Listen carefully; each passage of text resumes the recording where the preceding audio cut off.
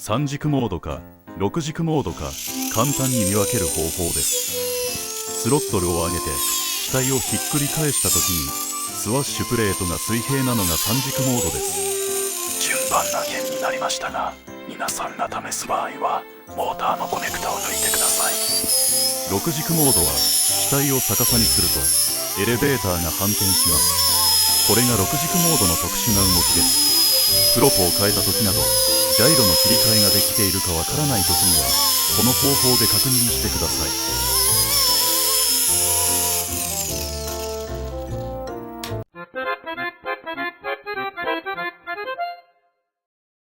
壊れたメインギアを使ったスワッシュレベラーの改良をしました。前の動画で試したスワッシュプレートには問題なかったのですが、メタルスワッシュなどで不都合がありましたので、その改良です。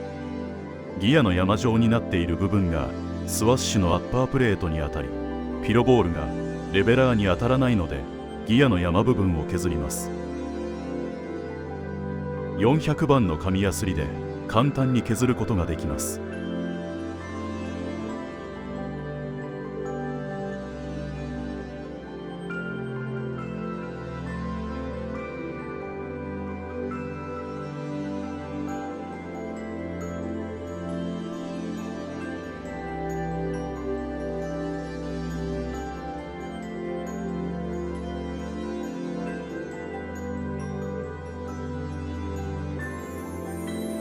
ピッチロッドを1本外し、スワッシュの角ピロボールにレベラーのアームを合わせます。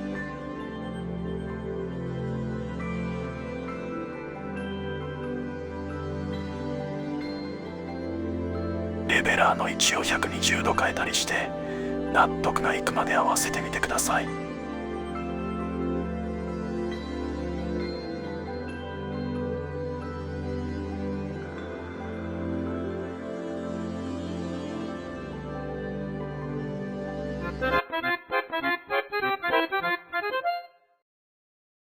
レベラーの底を平らに削ったことでもう一つ違った使い方ができます。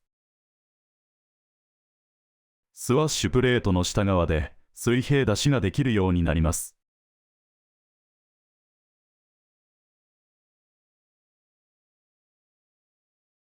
プラスチックのスワッシュプレートは熱で変形することがあるので、コントロールアームの高さが完全に揃ってる場合でないとレベラーで水平出しができません。なので一番狂いが出ないスワッシュの底の部分で水平出しをする方が良い場合もあります。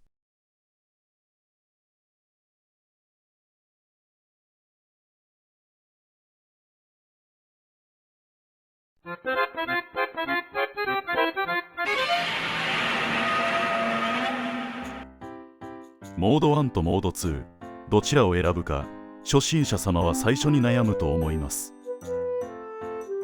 私はモード1なので